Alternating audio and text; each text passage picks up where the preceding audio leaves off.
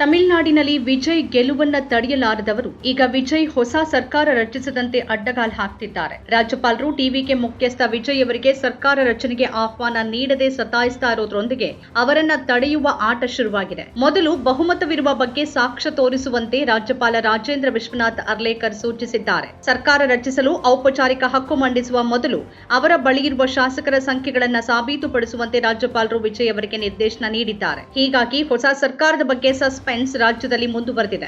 TVK ಮುಖ್ಯಸ್ಥ ವಿಜಯ್ ಮತ್ತು ಅವರ ಪಕ್ಷ ಏಕೈಕ ದೊಡ್ಡ ಪಕ್ಷವಾಗಿ ಹೊರಹೊಮ್ಮಿದ್ದರೂ ಬೆಂಬಲ ಸಂಗ್ರಹಿಸಲು ಹರಸಾಹಸ ಪಡ್ತಾ ಇದೆ.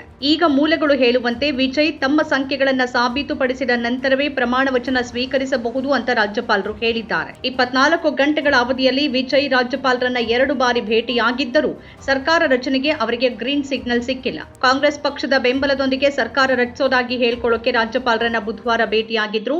ಆದರೆ ರಾಜ್ಯಪಾಲರು ವಿಜಯ್ ಬಹುಮತ ಹೊಂದಿರೋದನ್ನ ಸಾಬೀತುಪಡಿಸಬೇಕು ಅಂತ ಸೂಚಿಸಿದ್ರು. ವಿಜಯ್ ಅವರ ಟಿವಿಕೆ 108 ಸ್ಥಾನಗಳನ್ನ ಗಳಿಸಿದ್ದರೂ ವಿಜಯ್ 2 ಕ್ಷೇತ್ರಗಳಿಂದ ಗೆದ್ದ ಕಾರಣ ಈಗ ಅದರ ಬಲ 107 ಆಗಿದೆ. ಬಹುಮತಕ್ಕೆ 118 ಸ್ಥಾನಗಳು ಬೇಕಾಗುತ್ತೆ. ಕಾಂಗ್ರೆಸ್ ಈಗಾಗಲೇ ತನ್ನ 5 ಸದಸ್ಯರ ಬೆಂಬಲ ನೀಡುವುದಾಗಿ ಅಧಿಕೃತವಾಗಿ ಹೇಳಿದೆ. ಟಿಎಂಕೆಯಿಂದ ಸಂಭಾವ್ಯ ಬೆಂಬಲ ಬರಬಹುದು.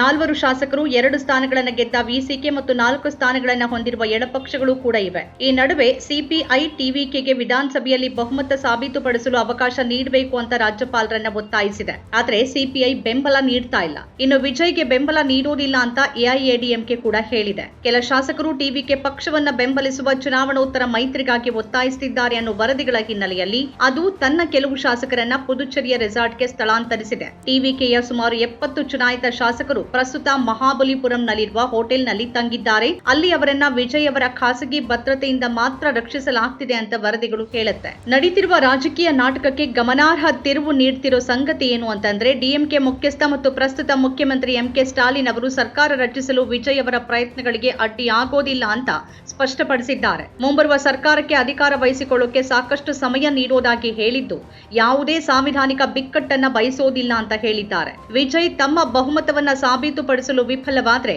ಡಿಎಂಕೆ ಮತ್ತು ಎಐಎಡಿಎಂಕೆ ಸಂಭಾವ್ಯ ಮೈತ್ರಿ ಸಾಧ್ಯತೆ ಇದೆ ಅನ್ನೋ ವರದಿಗಳಿಗೆ ಅವರು ಪ್ರತಿಕ್ರಿಯಿಸಿದ್ದಾರೆ. ಕಾಂಗ್ರೆಸ್ ವಿಜಯ್ಗೆ ಬೆಂಬಲ ನೀಡಿದ ನಂತರ ಡಿಎಂಕೆ ಮತ್ತು ಕಾಂಗ್ರೆಸ್ ನಡುವೆ ವಾಗ್ಯುದ್ಧವೂ ಶುರುವಾಗಿದೆ. ಡಿಎಂಕೆ ಮಾಜಿ ಮಿತ್ರ ಪಕ್ಷ ಕಾಂಗ್ರೆಸ್ ಅನ್ನ ಬೆನ್ನಿಗೆ ಚೂರಿ ಹಾಕುವ ಪಕ್ಷ ಅಂತ ಕರೆದಿದೆ.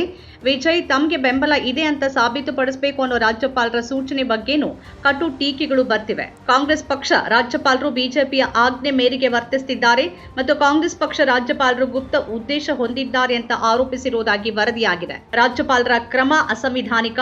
ಬಹುಮತ ಸಾಬೀತುಪಡಿಸಬೇಕಾಗಿರೋದು ವಿಧಾನಸಭೆಯಲ್ಲೇ ಹೊರತು ಲೋಕಭವನದಲ್ಲಿ ಅಲ್ಲ ಅನ್ನೋ ಟೀಕೆಗಳು ಬಂದಿವೆ. ವಿಜಯ್ ಅವರು ಸರ್ಕಾರ ರಚಿಸಲು ಅಡ್ಡಿ ಆಗ್ತಿರೋದು ಬಿಜೆಪಿ ಎಂಬ ಆರೋಪಗಳು ಬರ್ತಾ ಇದೆ.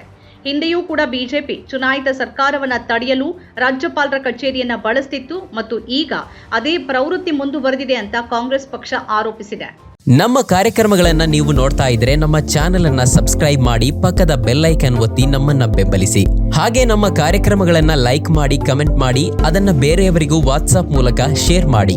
ನೀವು ಹೀಗೆ ಮಾಡಿದಾಗ ನಮ್ಮ ಚಾನೆಲ್ ಇನ್ನಷ್ಟು ಮತ್ತಷ್ಟು ಜನರಿಗೆ ತಲುಪಲು ನೀವು ನಮ್ಮೊಂದಿಗೆ ಸಹಕರಿಸಿದ ಹಾಗಾಗುತ್ತೆ. ಇದು ನೀವು ಯಾವುದೇ ಖರ್ಚಿಲ್ಲದೆ ಕೆಲವೇ ಸೆಕೆಂಡುಗಳಲ್ಲಿ ನೀಡಬಹುದಾದ ಸಹಕಾರ. ಧನ್ಯವಾದಗಳು.